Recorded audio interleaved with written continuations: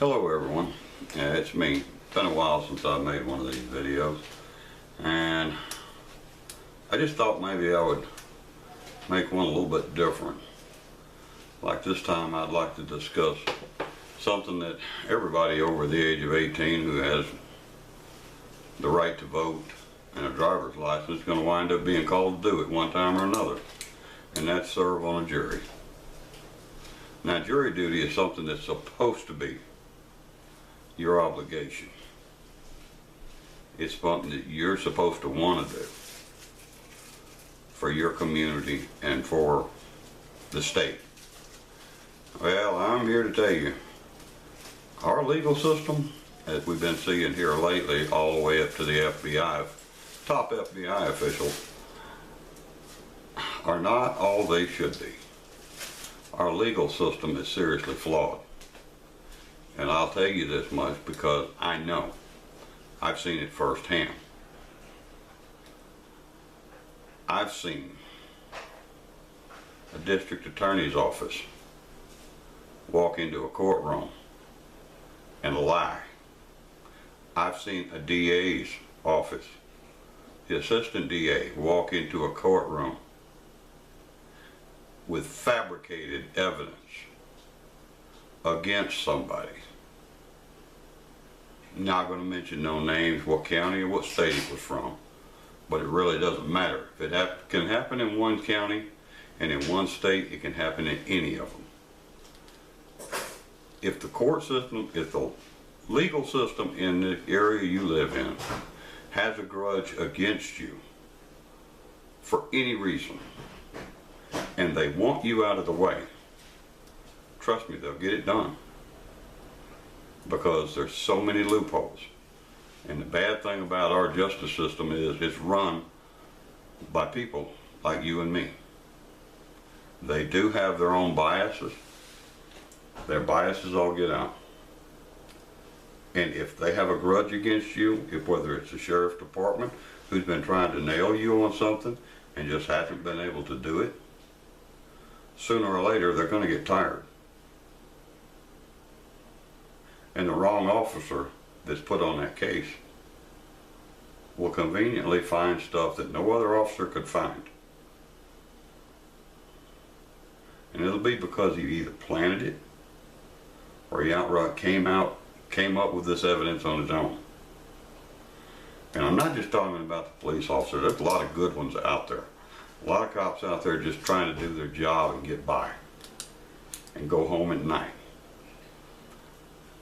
But they're all biased. They all have their own bias, just like everybody does. The problem is they're biased, and if they've got a grudge against somebody, whether it be the county, the DA's office, the judge. I heard a judge at one time make the claim. It was his last case before he retired, and he was going to retire with a conviction. Now, if that's not predetermining the outcome of a trial, I don't know what is. And that particular judge did. Not because they had the evidence or because they had the proof, but because the judge called this one person in and said, look, DA's office made a plea bargain. You'll do no jail time. Nothing. You get to go home tonight if you plead guilty. And he actually said, if you do not plead guilty, and we do find you guilty in this court, I promise you, I will sentence you to the maximum of time, prison time, that I am allowed to give anybody if you don't take this deal. Some of you might think, well, the judge is trying to save the county some time and some money. But to me, that's nothing but a scare tactic. It's a scare tactic. The judge not doing his job. My honest opinion, he overstepped his bounds. And that's why I don't sit on the jury anymore. I haven't for years, and I won't. Because I know how easy it is for a sheriff's department, a police department, the district attorney's office to fabricate evidence. I know how easy it is for them to convict a person of something they did not do. And once they're convicted, that person's life is ruined.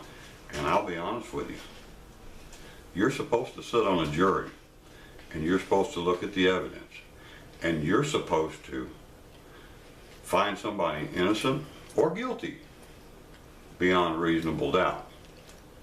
And in my eyes, after everything I've seen, there is no such thing as beyond reasonable doubt. There's always a doubt. And if you think I'm kidding, walk into it. Next time you get called up for jury duty and you're sitting on that jury and you're back deliberating, send a note out with a question on it you want the judge to answer. Like, has this person ever had, does this person now that's on trial, or have they ever had a lawsuit against the county? He won't answer it. He's going to come back and tell you that has absolutely nothing to do with this case, when in fact it very well could. Ask him how long. Another question to ask would be, how long the police have been looking for this person. Has he been in trouble before? Could it possibly be, is it the same officer that arrested him the second or the third time? Is it the same officer who keeps arresting this person? How many times has that officer arrested this person? Could it possibly be the officer doesn't like this person? I'm not saying it always happens, I'm saying that it does. And the biggest problem is people are getting convicted of crimes they did not commit. I'm one of the people who would rather see 100 guilty people walk free than to see one person get convicted of something they did not do and ruin their life. It happens all the time. So I'm here to ask you, leave a comment, but I am here to ask you, how can you sit on a jury and find somebody guilty or innocent beyond a reasonable doubt if you don't know all the facts? And there is no such thing as a trial that will give you all the facts. They will not tell you everything. The judge will not tell you everything. The district attorney's office will not tell you everything. Hell, I've seen the district attorney's office sit in there, bring a group of people in, put them down in front, and say, okay, this person broke the law by doing this. Can't you see it? And the first person that says no, district attorney's office look at everybody in that room and say, if you can't see how this person did this, then I can charge you with the same crime. And to me, that's coercion. You've got a district attorney's office coercing witnesses, putting fear into witnesses. Also seen the same DA's office pay somebody to get up and lie under oath. They paid this person's salary, a day's wages, because they had to miss work. And they subpoenaed them to come out, get on the stand, and lie, flat out lie through their teeth. All I'm saying is it does happen. So the next time you're sitting on a jury and they tell you you've got to find this person guilty beyond reasonable doubt, ask yourself,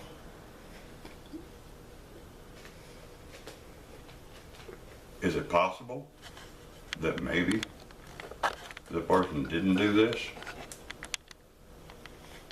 Because I'll tell you now, it does happen. Our justice system has some serious problems, that it does.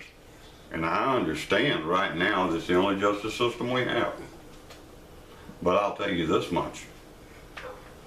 If you think it works and it goes and you believe in it as much as you should, then I say all power to you. Go sit on a jury, do whatever you have to do.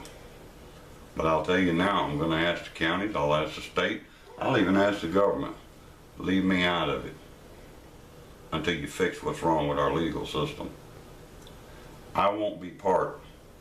I won't even take a chance on being part in the fact that somebody who did nothing, their life gets ruined because they're falsely accused and convicted in a court, because the jury only gets to see what evidence the DA presents. Not all DAs are honest.